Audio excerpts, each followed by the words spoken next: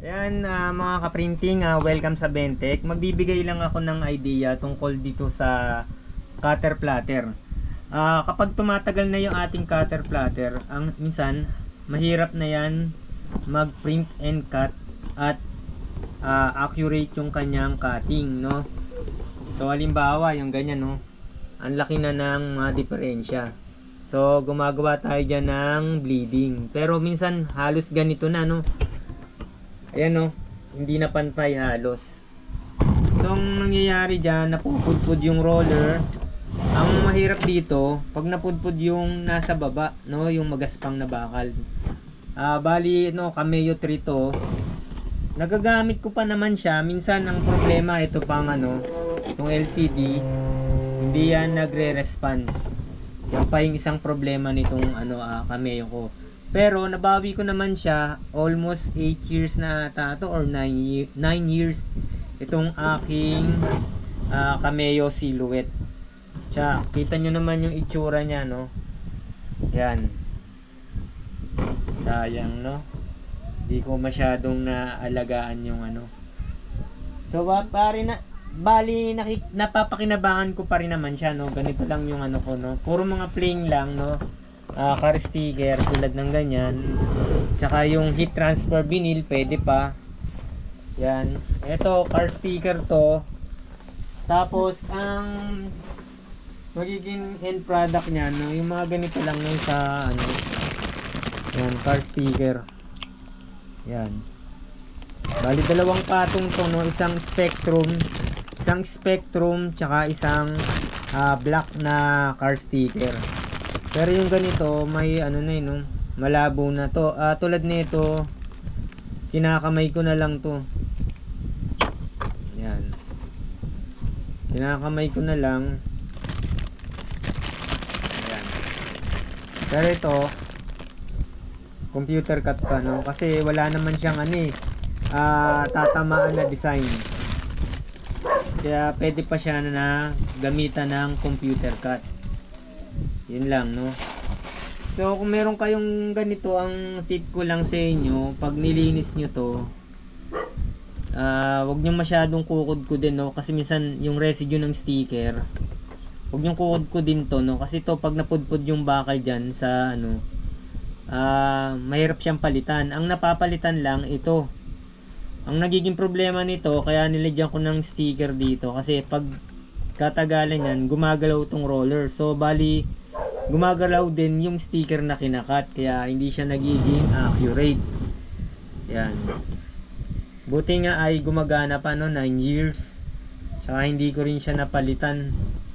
Tsaka iba na yung ano ngayon, ang dami na rin kasing lumalabas na makina eh.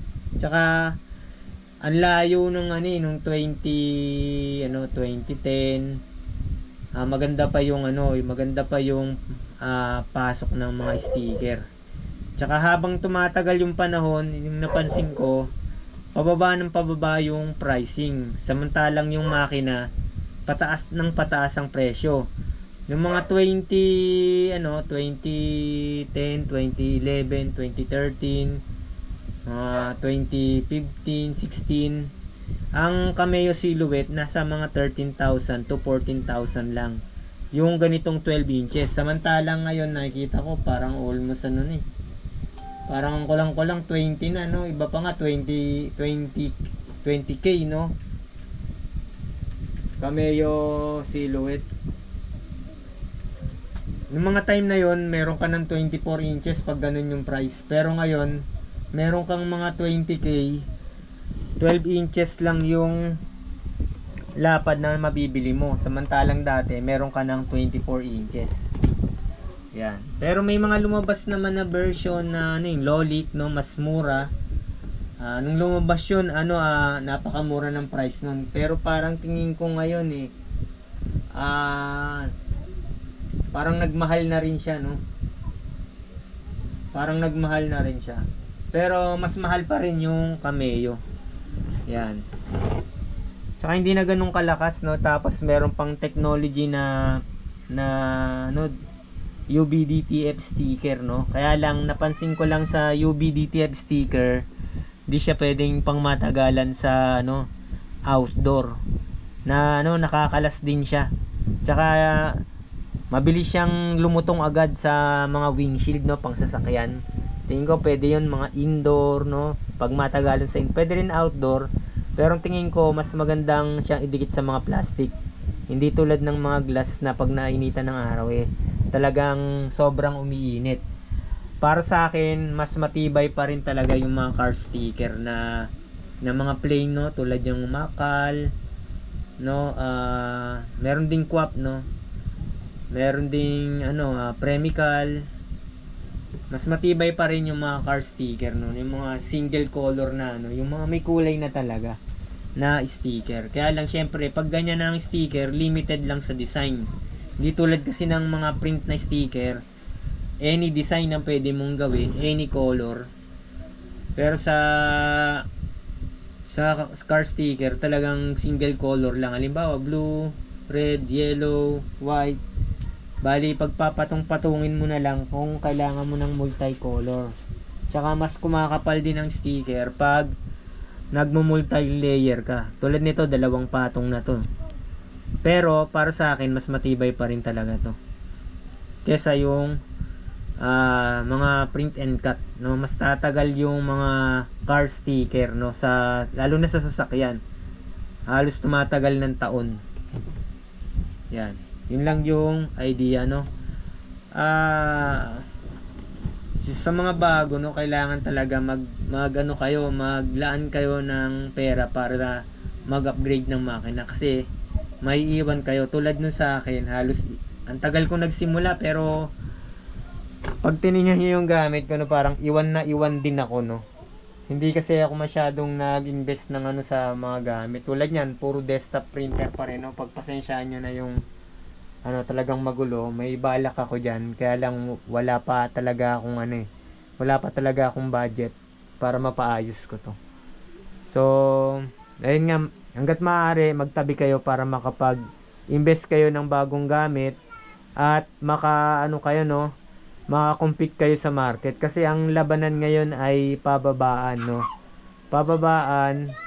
Kaya lang yung ating mga gamit na materyales, hindi naman siya bumababa, no? Pataas pa rin siya. Yan. Kung meron kang gamit, syempre mas marami kang services na pwedeng ma-i-offer, no. Tsaka wag pilitin kung hindi kaya, no. Halimbawa may project na ganyan, no, ganitong kailangan, may timeline ka pero kulang ka naman sa wag pilitin na kuhanin, kasi minsan diyan ka madadali, no. Yung quality dahil sa pagmamadali. Yan, easy lang, no. Hindi naman nadadaan lahat sa yung mabilisan yung ating pag-unlad sa printing. Talagang mahirap talaga. Hindi mo makukuha agad yung talagang kikita ka. Akala mo talagang kasi karaniwan may magpo-post, no, akala mo malaki yung kinikita. Minsan malaki yung tanggap, pero ang totoong kita niyan, yung expense, no, yung expense mo, ima-minus mo dun sa kita mo.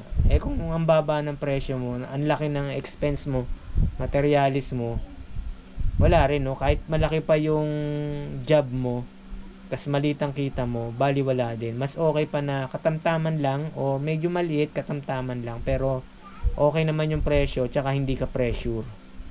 Yan.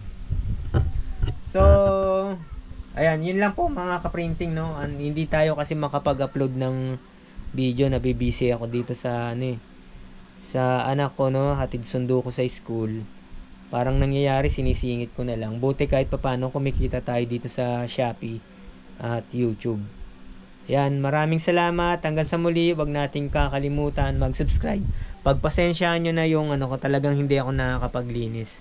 Tsaka hindi ko naayos tong aking gamit. Yan, maraming salamat. Hanggang sa muli, wag nating kakalimutan mag-subscribe dito sa Bentech.